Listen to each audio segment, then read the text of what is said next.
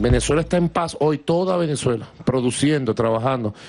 Y pequeños focos violentos, bueno, con la autoridad de la Constitución, fueron hoy neutralizados y no lograron su objetivo, que era llenar de violencia toda Caracas.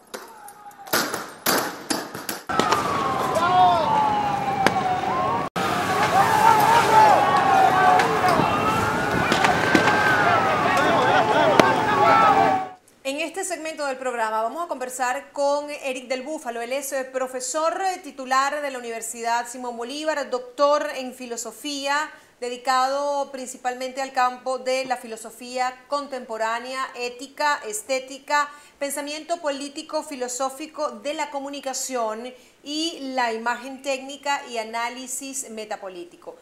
Estamos agradecidos porque nos acompañe en este segmento del programa, profesor. En primer término, quisiéramos saber qué valoraciones hace usted del ejercicio del poder en los últimos 47 días, es decir, desde que se iniciaron las protestas y hasta el 17 de mayo. Bueno, el ejercicio, ante todo un cordial saludo para ti y tus escuchas, tus televidentes. Aymara, el ejercicio del poder ha sido simplemente represión, una brutal represión, un estado de zozobra para la población, de calamidad y una situación, digamos, que cada vez se deteriora más hacia un régimen que sin ninguna exageración podemos llamar tiránico, ¿no? ¿Por qué tiránico? ¿Por qué tiránico y no dictatorial? A ver, porque las dictaduras, una dictadura rinde cuentas. O sea, una dictadura es un tipo de gobierno que, si bien no tiene necesariamente apoyo popular o rompe el marco constitucional de la democracia liberal, sin embargo mantiene dos cosas esenciales: mantiene el orden social, y dos, trata por lo menos en apariencia de rendir cuentas. En cambio, una tiranía no rinde cuentas, es un poder despótico, un poder que prescinde de cualquier regulación, y no solamente está más allá de la ley como una dictadura, está contra la ley, contra la ley. Entonces, esto es una situación de Estado, digamos, en descomposición. En términos clásicos sería una tiranía de mayorías que se descompone hacia un autoritarismo de una sola persona y de una camarilla, que van no solamente contra las instituciones establecidas, sino contra todo principio legal, pues, y contra cualquier forma de legitimidad. En una situación que cada día que pasa, se profundiza en la violación de derechos humanos. ¿Estamos ante un Estado fallido? Estamos en un Estado fallido, sí, ciertamente, porque no hay instituciones. Las instituciones están absolutamente secuestradas, y no solamente secuestradas, sino mal utilizadas. Estamos ante una camarilla gobernante que parece más bien, opera más como una banda que como un gobierno, como una banda criminal me refiero, que como un gobierno, y eso evidentemente socava los principios, ha socavado todos los principios republicanos, ¿no? que es la forma política de nuestro Estado desde 1830. La existencia del ciudadano es inherente a la república. ¿Cómo el ciudadano venezolano en este contexto debe avanzar, no para enfrentar a la tiranía, sino para superar a la tiranía? Porque sería absurdo en este momento pensar que el ciudadano común, ese que tiene mes y medio en protesta, ese ciudadano del que han asesinado ya a 43 personas, según el balance que dio a la fecha del 17 de mayo la Mesa de la Unidad. Según algunas organizaciones no gubernamentales, la cifra supera 50. Un ciudadano que está desarmado ante un Estado que ejerce a través del gobierno del presidente esa represión que usted refiere.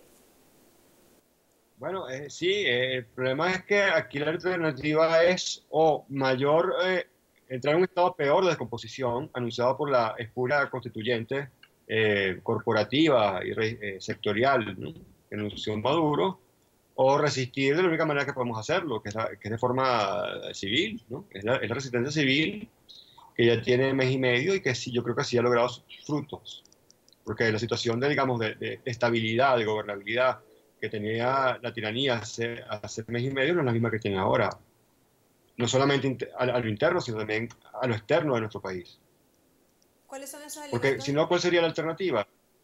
Si no nos resistimos civilmente como lo hemos hecho, como pacíficamente, cívicamente, ¿cuál es la alternativa? La sumisión absoluta, que es una forma de violencia también, y de las peores. Están los venezolanos, y aquí voy a hacer referencia directa, los actores políticos de la oposición eh, preparados estratégicamente para avanzar en esta responsabilidad que el momento político y los ciudadanos venezolanos le están demandando? Bueno, es una pregunta compleja que no tiene una respuesta única. Sí, hay factores de la oposición que no solamente han expuesto, evidentemente, sus cuerpos en las calles. El 17 de mayo, el 7 de este mes, la Asamblea eh, se reunió para justamente buscar un acuerdo de transición, así lo llamaron, un acuerdo de transición, lo cual manda un mensaje potente, claro, diáfano a todo aquel que quiera restablecer el hilo constitucional. Eso se aplaude. Pero también hay factores dentro o cercanos a la mesa de unidad que están todavía insinuando o jugando a una negociación un poco turbia, como vimos en la reunión hace algunos días atrás en Barcelona, entre factores del gobierno y factores de la oposición, cuyo fin o cuya meta no se entiende muy bien cuál es. Suponemos que es, como ellos nos han hecho entender, la salida de Maduro, pero tampoco podemos estar 100% claro. Entonces yo creo que, digamos, la oposición pudo haber sido mucho más vanguardista, mucho más clara, mucho más nítida, en asumir una posición no solamente de defensa de los derechos, sino de solución política, en la conformación de un gobierno de transición. Pero bueno, por lo menos está dando pasos en esa dirección. En este contexto político, pareciera que hay un elemento que está siendo utilizado por el gobierno, bien sea para ganar tiempo, para reducir la capacidad de acción de la oposición, para minimizar el impacto de la acción de la ciudadanía que tiene ya mes y medio en la calle. Me refiero al odio. ¿Qué valoración se le puede dar en este momento al odio en el ejercicio del poder en Venezuela? Bueno, el odio es una pasión compleja, ¿no? Es una pasión triste que no se puede tomar a la ligera, pero hay algo que es claro, y es que Chávez desde el 99 empezó con un discurso de odio, en el sentido que fue un discurso de división y de azuzar, digamos, resentimientos de clase y de divisiones de clase, ¿no? Cuando él estaba muy bien en las encuestas o el petróleo estaba muy alto o estaba muy bien, o estaba muy cómodo en el poder, bajaba el tono de odio. Y cuando uno de estos tres factores bajaba, sea el petróleo, sea su popularidad, subía el tono del odio, ¿no? Entonces, el odio siempre ha sido administrado por el chavismo y de una forma, lamentablemente, podemos decir, eficaz. Ahora quieren la están usando otra vez, solo que se les devuelve un poco porque ya no tienen ni petróleo, o sea, ni precios altos de petróleo, ni apoyo popular, ni esa izquierda, digamos, continental que las apoyó siempre en ese discurso. Entonces, es un discurso de odio que lamentablemente se revierte contra ellos mismos, ¿no? Y se vuelven, lo que vemos es que se vuelven más odiosos para la población y para el mundo. ¿Y la oposición? ¿Usted cree que desde la oposición se promueve el odio, se fomenta el odio? Y esto a propósito de las acusaciones que hiciera recientemente el presidente de la República en una cadena contra el comunicador César Miguel Rondón, a quien acusó de estar promoviendo el odio y la persecución dentro y fuera de Venezuela. Por supuesto que no, pero es que además es muy sintomático y curioso que acuse justamente a César Miguel Rondón, que quizás sea la persona más tímida o moderada a la hora de criticar el gobierno. O sea, la pregunta es por qué lo hace, por qué lo acusa a él, justamente, ¿no? Digamos, yo pienso que tal vez agarra al más moderado para infundir miedo y terror digamos, a todo el gremio, no solamente periodístico, sino a todo lo que opinan, sea por los medios o sea por las redes, ¿no?